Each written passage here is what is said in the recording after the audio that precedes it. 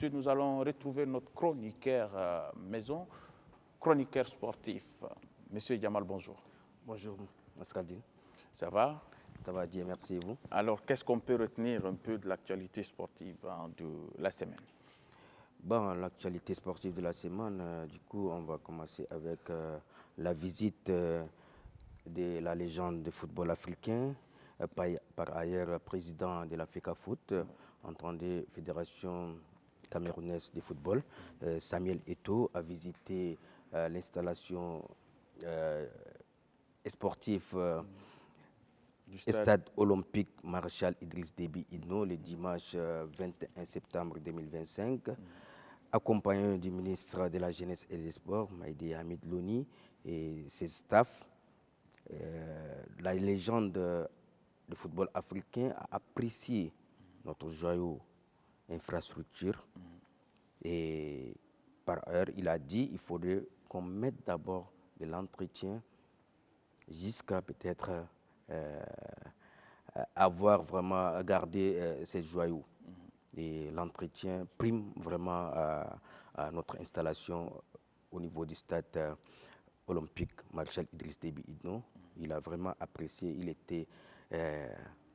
il est apprécié de la qualité de l'infrastructure, Il n'a pas le standard international. La pelouse ou l'entraîneur de l'équipe du Ghana qui a un peu critiqué un peu la qualité de la pelouse. Est-ce que, ou bien c'est une stratégie des entraîneurs de dire quelque chose pour éviter les défaites et tout?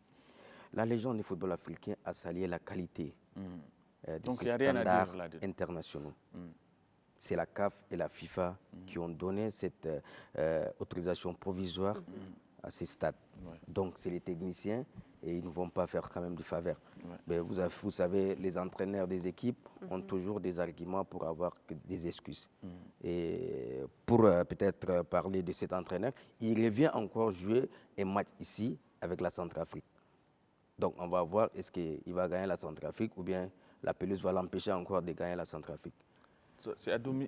Ils vont revenir. Ils vont revenir jouer le match ici. Centrafrique, Ghana, ouais. La Centrafrique a demandé de jouer le match à domicile ici.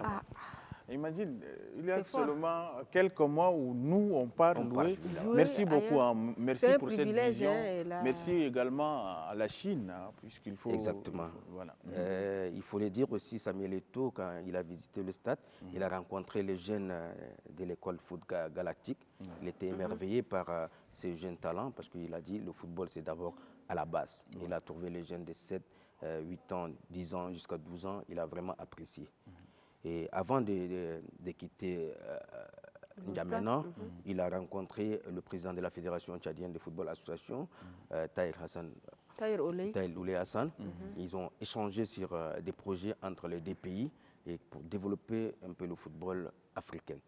Et donc nous saluons déjà le passage de la légende du football africain parce qu'il est venu ici juste en passage. Il est allé à Koussiri pour gérer son projet au niveau de la Ligue de Legon et du Chari. Donc c'est juste un passage ici à N'Djamena. Et dans son passage, il a profité à discuter avec le président de la fédération pour le développement de notre football. Et il faut d'abord le souligner qu'Eto'o est d'abord ambassadeur itinérant du football ici, du sport, du football.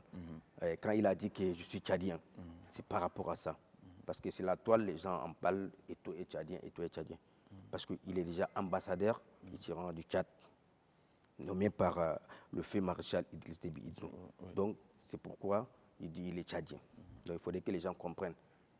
Voilà. Et c'est logique. Donc, il est tchadien au sens figuré. Voilà. Donc, il n'est pas tchadien d'origine, mais il est tchadien parce qu'il est en train d'aider déjà le football tchadien. Il a placé déjà quelques jeunes dans le projet de l'école galactique. Donc, il faut dire que Samuel Eto'o va aider toujours le Tchad. Sans transition, nous allons parler de l'organisation du championnat d'Afrique zone 4 de taekwondo, où le Tchad va accueillir ici à N'Djamena en mois d'octobre, du 11 au 13. Et il faut signaler que le président de la fédération tchadienne de taekwondo, Aladoum Djimadoum, et le vice-président Djimadoum Nodjina, le directeur technique national, maître Serge Nandé, et l'entraîneur national Rabat, ont effectué quelques déplacements au stade du Palais du Diguel pour constater le plateau technique et les infrastructures pour accueillir cette grande messe de taekwondo qui va se dérouler ici au Tchad. C'est le Tchad qui accueille. Qui regroupe combien de pays? Et ça va regrouper 6 pays. Jamal, si je vois bien, est-ce qu'ils ont apprécié les installations? Parce qu'il ne faudrait pas revenir après dire que voilà, ça ne répond pas aux normes encore. Bon, le rapport qu'ils ont constaté, il y a des manquements et tout de suite, ils ont corrigé pour vraiment corriger ces manquements pour vraiment la réussite de cette grande messe où le Tchad est en train d'accueillir ici. Et comment dire, les préparatifs du côté technique se poursuivent toujours au niveau d'installation du taekwondo au niveau d'Abena, où le directeur technique travaille d'arrache-pied avec les 32 jeunes retenus pour cette compétition. Donc il est confiant avec ces jeunes et aussi, il faut signaler, le champion Bethel qui est encore ici, il se prépare pour aller compétir en octobre en Chine pour le championnat du monde de taekwondo. Donc il est aussi en préparatif avec ces jeunes et il les galvanise pour qu'ils font aussi comme lui. Ils vont hisser le tricolore lors de ces grands messes de taekwondo ici en N'Djamena. Il faut aussi souligner le championnat de la zone de l'UNIFAC, Champions League féminin, où notre représentant, les tout-puissants Elec Sport féminin, qui ont déjà joué leur deuxième match hier et ils sont inclinés face à 15 de Wosto de Guinée équatoriale sur un score de 7 buts à 0. Leur premier match, les électriciennes ont perdu face à Colombe Phi du Cameroun sur un score de 5 buts à 0. Et hier, ils sont inclinés face aux Guinéennes, 7 buts à 0. Il leur reste 2 matchs. Deux matchs. Déjà, les 2 matchs joués, on a encaissé plus de 12. De 13 buts. 13 buts. Si c'est des milliards, c'est bon, mais si c'est des buts comme ça à revenir, c'est compliqué, Jamal, il faut le dire. Bon, c'est pas lié à l'impréparation? Exactement. Et c'est aussi ça. Parce que une compétition de telle envergure, on ne vient pas pour expérimenter tout le temps. En 2022, le club Sekis Football Club a participé à ces championnats de l'UNIFAC, ce qui est arrivé jusqu'en demi-finale.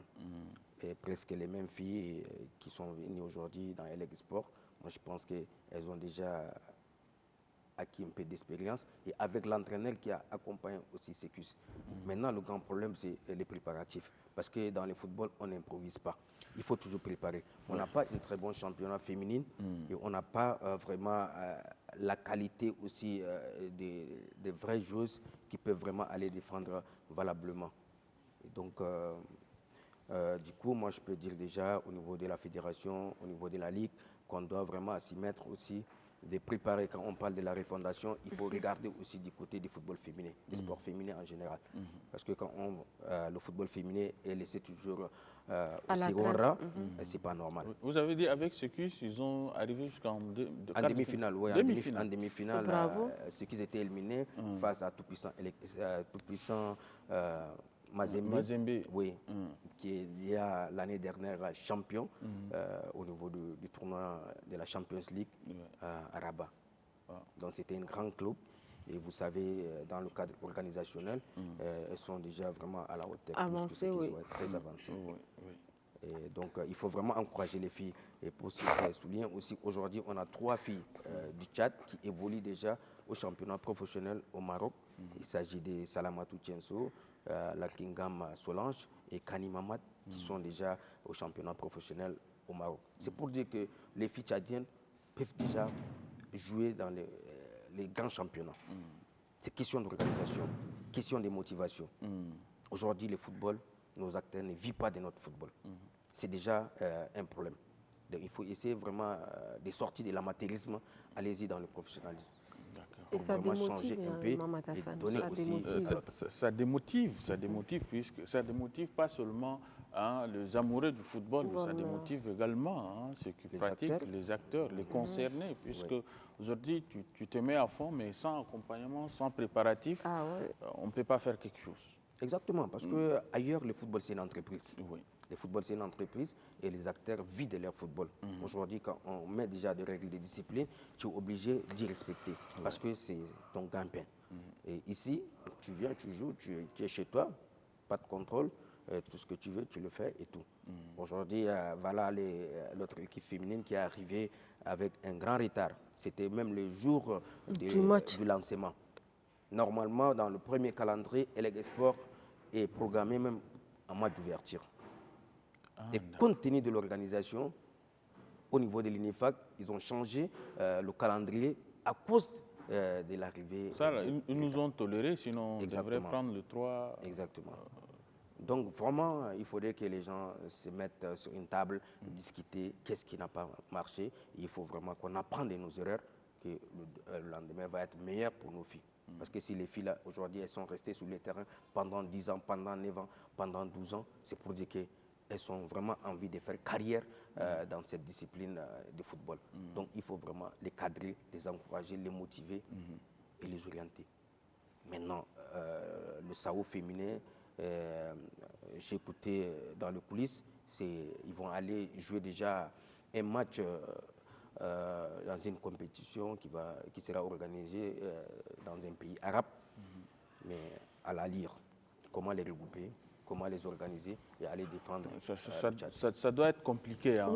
Si surtout qu'on ne se prépare pas à temps, ça doit être compliqué. Souvent, pour ne pas partir et revenir avec encaisser plus de 10, 20 buts, c'est décevant. Est-ce qu'il y a lieu de participer à la compétition?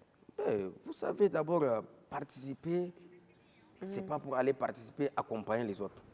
Quand on participe pour la première fois, on dit non, on est en train de chercher l'expérience.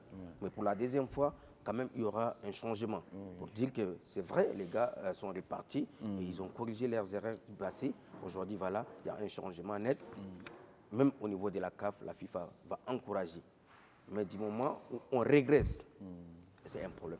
Donc aujourd'hui, la nouvelle équipe exécutive de la Fédération tchadienne de football association est en train de relancer déjà le football à la base. Il faudrait qu'on pense aussi au football féminin. C'est question d'organisation. Aujourd'hui, le football féminin est dirigé pratiquement dans d'autres pays avec les femmes, les médecins femmes, les entraîneurs et les autres. Mais ici, les femmes ne sont pas trop intéressées à ces sujets. Merci. Je pense que tout ce qu'on dit ici sur le plateau de la LECO, ça doit être vraiment écouté. Oui, ça va porter écho. Haute autorité. Ça va faire écho. Qu'on comprenne au sérieux, surtout tout ce qui se dit ici.